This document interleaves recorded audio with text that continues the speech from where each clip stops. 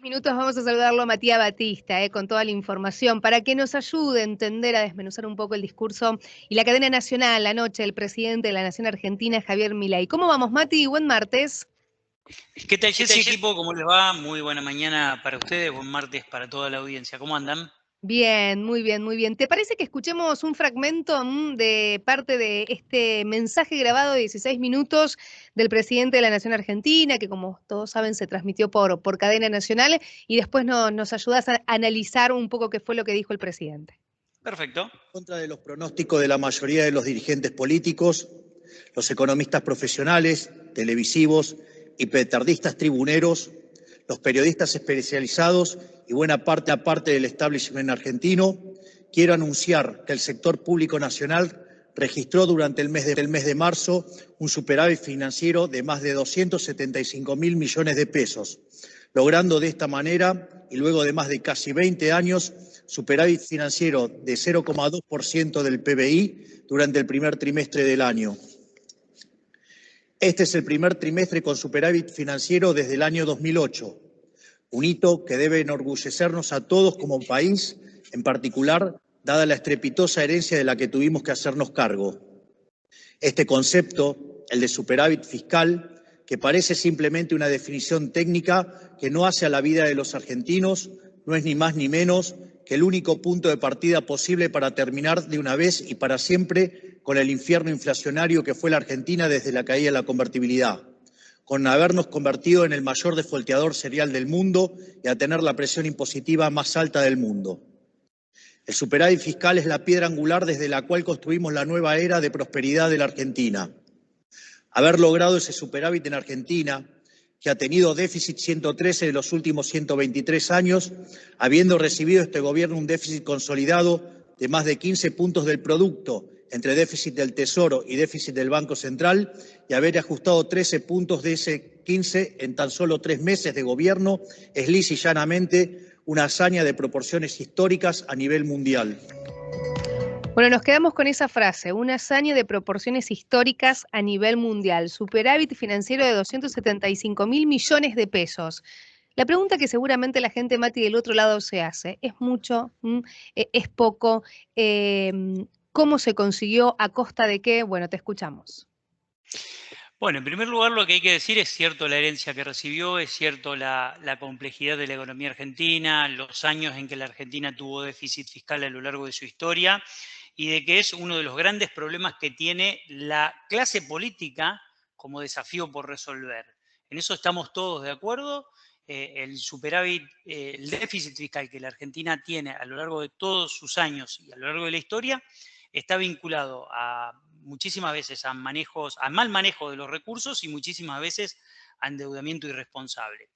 Dicho esto, es cierto que el superávit fiscal que se logró tiene una contrapartida y una contracara, que es el déficit social que se profundizó y que se generó en estos últimos 4 meses. No nos olvidemos que no es solamente lo que se logra, sino cómo se lo logra. Y lo que se ha logrado con este superávit fiscal es a costa de jubilaciones, pensiones, salarios con una caída realmente muy, muy fuerte, una economía que está cayendo al orden del 4,5%.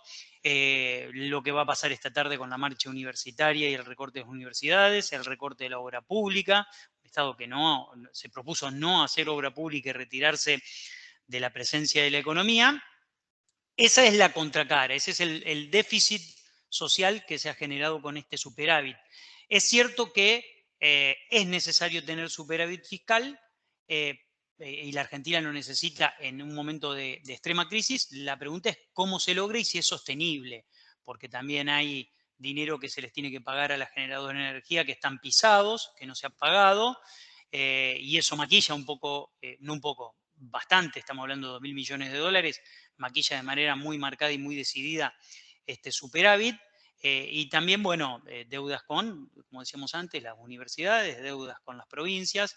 En definitiva, yo esperaba algún tipo de anuncios. Me parece que hay un punto interesante que marcó Milei en otra parte del fragmento, que lo quiero traer sobre la mesa y que lo comentábamos ayer con Juan Carlos, en donde Milei le pide al sector privado que ingrese con inversiones porque el Estado se va a retirar. Esto que parece una cuestión menor no es una cuestión menor, es una cuestión muy importante porque el retiro que está haciendo el gobierno nacional de la presencia del Estado en la economía requiere un ingreso al mismo tiempo del sector privado con inversiones. Y si el sector privado no ingresa con inversiones, bueno, puede poner en complejidad el funcionamiento de este plan. Por lo tanto, y Milei lo deja en claro eso, y lo dejó en claro en el Yao Yao el fin de semana y lo dejó en claro ayer, diciendo, bueno, les toca a los privados invertir. La pregunta es si eso va a ocurrir y si eso va a ocurrir a la velocidad que necesita la Argentina para que compense la caída del PBI que se está generando con esta fuerte recesión que está entrando el país, ¿no? Se terminó el Estado presente, eso fue lo que dijo. Exactamente, exactamente. Y alentó a los privados a invertir, porque él necesita el ingreso de los privados en la inversión. Ahora, también es cierto que el retiro del Estado presente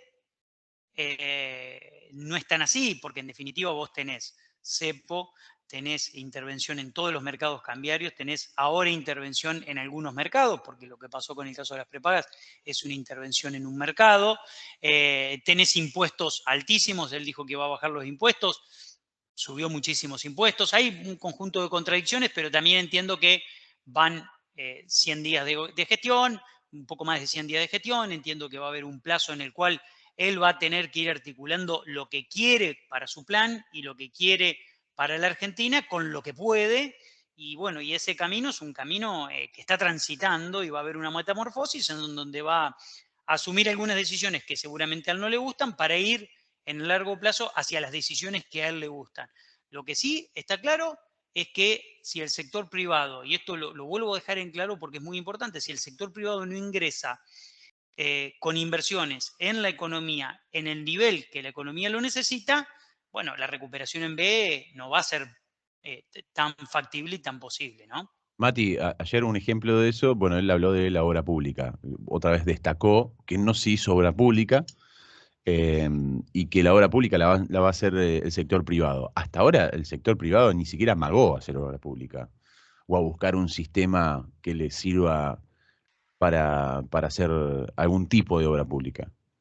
Ese punto es muy importante porque, por ejemplo, en el gobierno de Macri lo que había hecho es una participación público-privado, en donde el Estado participaba con algo y el privado participaba con algo, y después el Estado se puede ir retirando lentamente para que el privado continúe las obras una vez que el esquema funciona. Hoy no hay ningún plan de obra pública, porque además el que tiene que definir cuál es la obra pública estratégica que necesita la Argentina para mejorar su competitividad, para desarrollarse y para expandir su economía, es el Estado, no es el privado. El privado va a ser, como yo siempre digo, la obra que necesita el privado y que el Estado no la está haciendo. Por lo tanto, yo veo muy difícil el esquema de participación directa del sector privado con inversión en obra pública.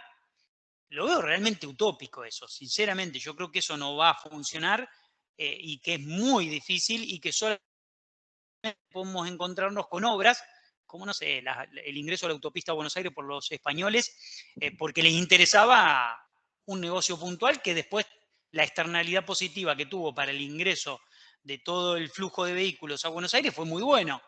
Pero son casos contados. Yo no sé quién va a hacer el puente de Agua Negra, perdón, el túnel de Agua Negra para hacer el paso con Chile. ¿Quién lo va a continuar? ¿El Estado o lo va a continuar el privado? ¿Quién lo va a hacer desde el punto de vista privado?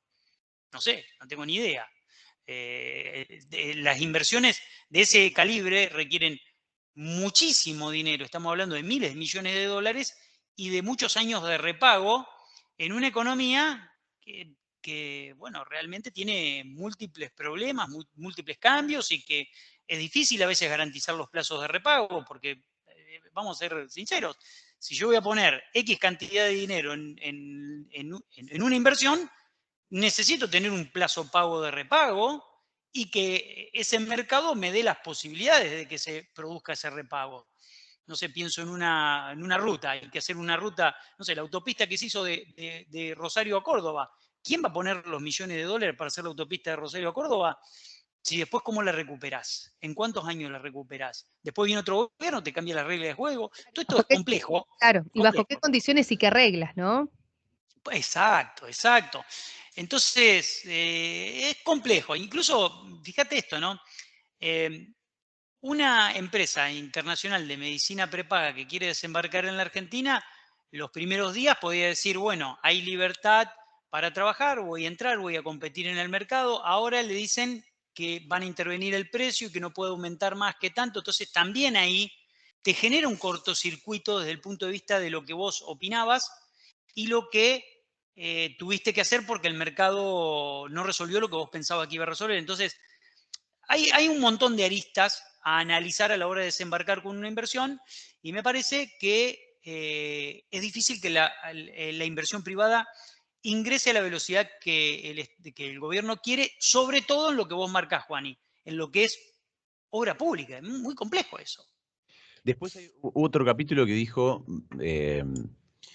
que, bueno, que era histórico lo que estaba sucediendo. Habló bueno, tuvo sus pasajes bíblicos también. Habló de Moisés, del peregrinar por el desierto, del pueblo que quiere ser libre, entre otras cuestiones, pero más allá de esa salvedad, en un momento hizo rápido, pero mencionó algunos puntos en los que supuestamente el Estado estuvo presente para los que más lo necesitaban. Sí.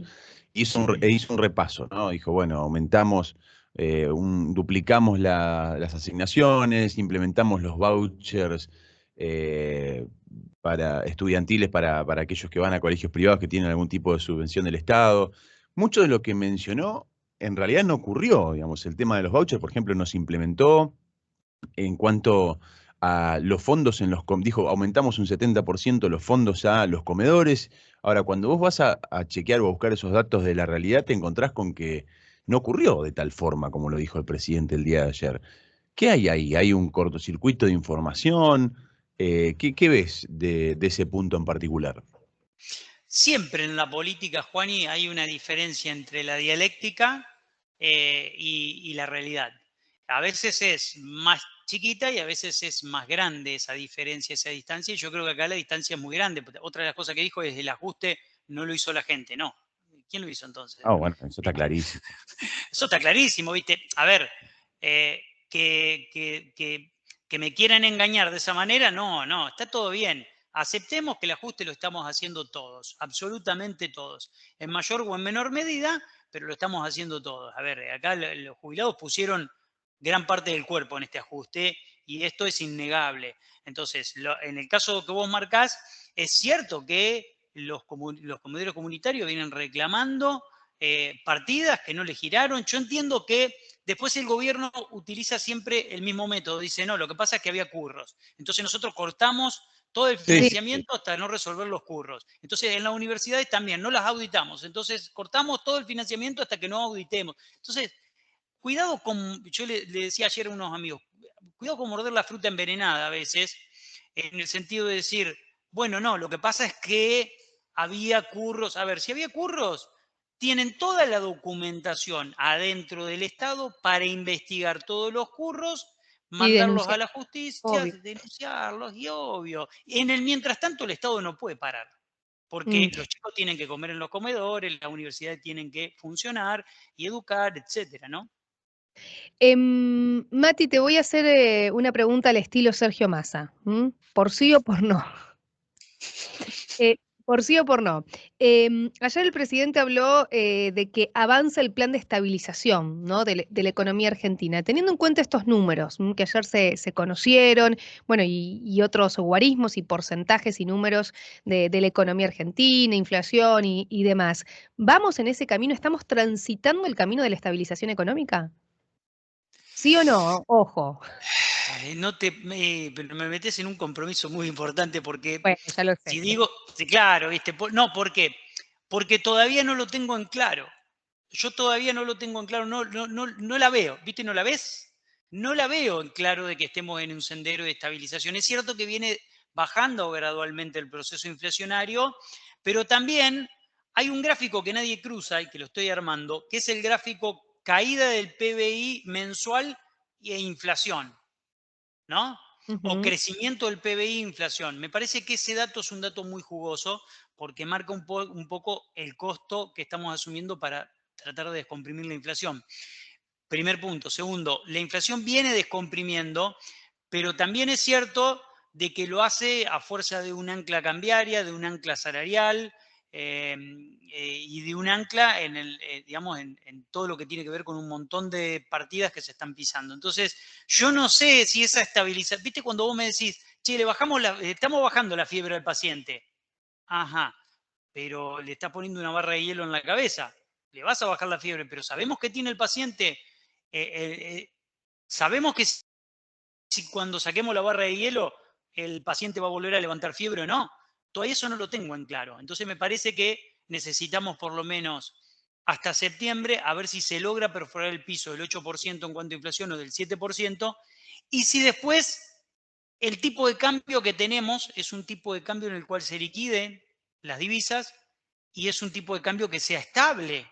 Esa es otra pregunta, porque si hay algo que desestabiliza los precios también es el tipo de cambio. Entonces, bueno, todo esto todavía no lo tengo en claro, Jessy, por lo tanto, lamentablemente no te puedo dar una respuesta por sí o por no.